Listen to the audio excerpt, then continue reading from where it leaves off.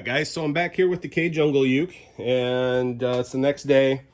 I've got to trim this piece of binding down a little bit because it's a little high on this end, and it would kind of act like a fret, I think, if I didn't go ahead and do this. Now, see, the neck will pull tension against that, and it'll sit up against there. I got to get this end level, though. So this is just a small, sharp chisel. This is actually a cheap chisel, but I really like these things. I think I paid like 10 bucks for this set of wood carver's chisels.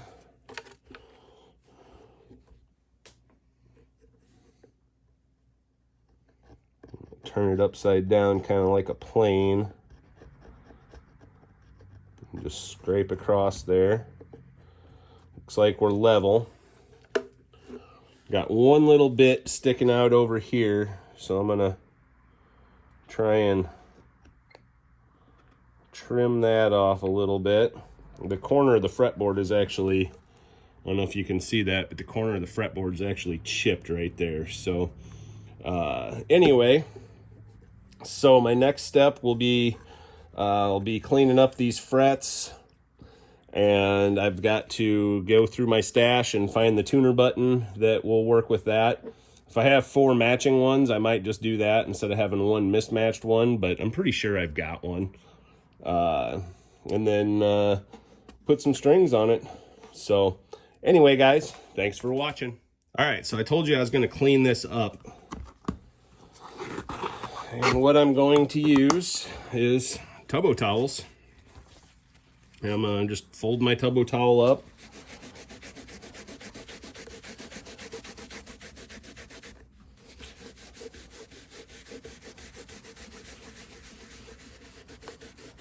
And I'm not using a lot of pressure, but I'm not using a little bit of pressure either. But you can see all that gunk that's coming off of there.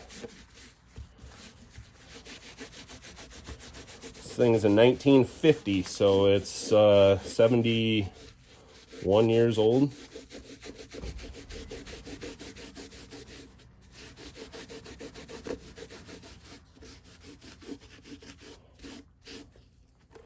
Well, that looks much better than what it did beforehand. Do the same thing to the back.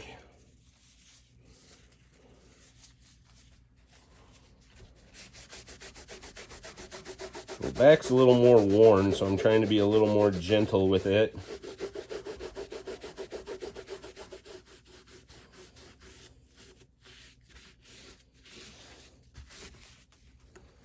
But it definitely, I've already done the sides. The sides cleaned up okay. But it definitely does what it's supposed to do. And then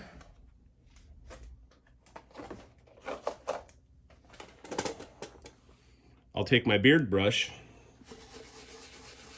and just kind of go over this and re-fluff this material. Might have to do this better when it dries, but it puffs it back up. This is like your great-grandma's old velvet sweater or something, I don't know. But anyway, so I'll go through and do that. And that's one of many things I use these things for. Here's one I'm working on today. It's a Squier Jaguar, and it had about 6 high frets all on the high E string side, and it kept fretting out. And then there was a couple that were fretting out towards the middle, like on the D and the G string. So I just went ahead and did a light fret level and polish, or I'm getting ready to do the polish. But one thing I wanted to show you is, especially on guitars like this Jag that have, you know, multiple switches and whatever, it's always a good idea to cover that stuff up with some tape when you're doing your thing. Because, as you can see, like the magnets here have caught a whole bunch of the, you know, the shavings that come off of here when you sand. frets, and all that stuff can go down inside these switches. So that's something you want to think about when you're doing a fret level job. Now I'm going to, I've got these leveled and sanded to 2000, and now I'm going to hand polish them. All right, guys, so I'm here with with this Squire Jaguar, and I'm gonna sit on my seat here, and I'm gonna kind of show you what I do here. So I've got semi-chrome polish, not sponsored by these guys, wish I was, but I'm not. But this is great stuff. So I don't know if you can tell from the video, but right now they've got like a satiny sheen to them. This rag I use only for polishing frets, and I just go through with moderate pressure in my finger after I've gotten all the tooling marks out. I'm gonna try and get both sides of the fret and the crown.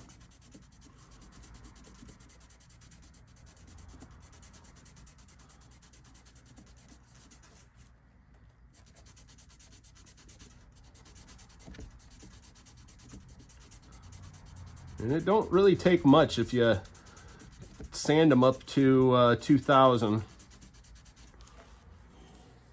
See all that? That's from polishing. And now those frets are like mirrors, and these are satiny. So I just wanted to show you that. All right, so you can see now with the semi-chrome, the farther you go, the dirtier it gets, and the more that it actually works.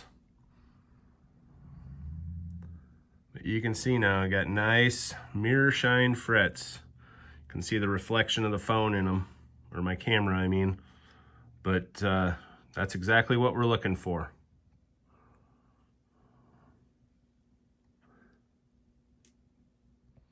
All right, so now I've got some of my snake oil. Now that I've got all the paint off, or tape off, I mean.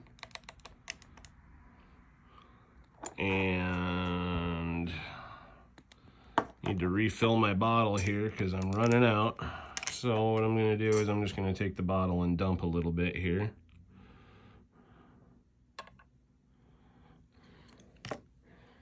Spread that. You can use your fingers if you like with this stuff, it doesn't hurt you. I'm gonna take another orange rag that I specifically do fret oil with. And I'm gonna oil the hell out of this fretboard.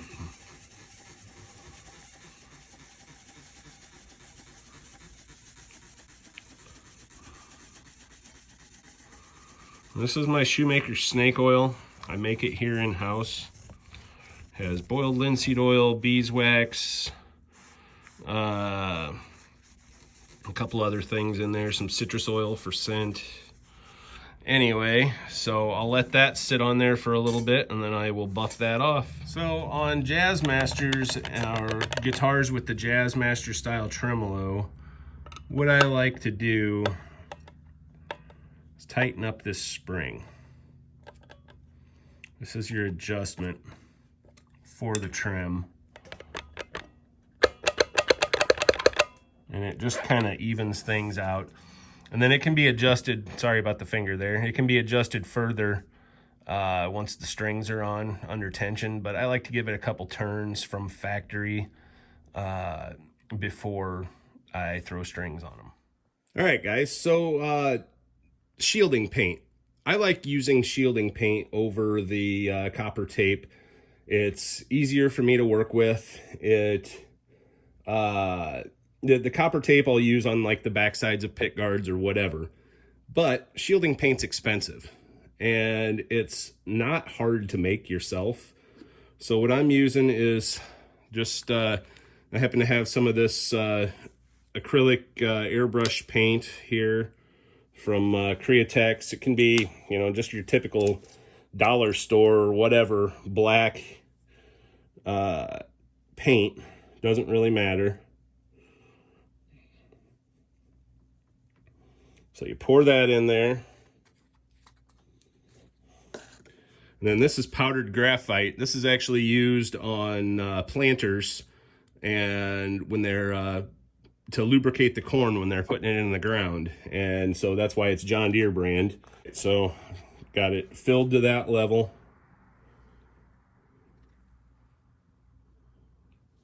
And I'm gonna mix it almost 1-to-1.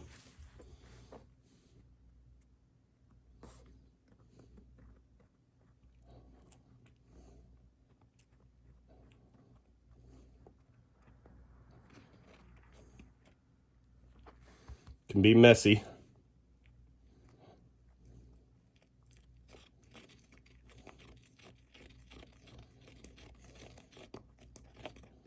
The more graphite you put in it, the more conductive it's going to be.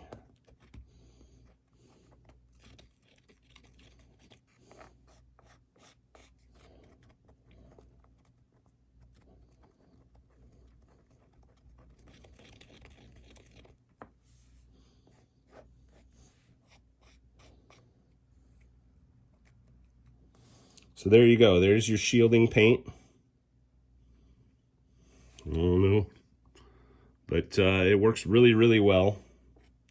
And when it's dry, it's very conductive.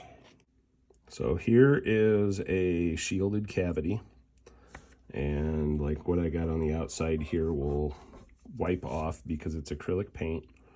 But anyway, I wanted to show you this. That's one of the things that I had to mix up that paint for. Now it comes time to wire this thing up. So just another project going on here in the shop.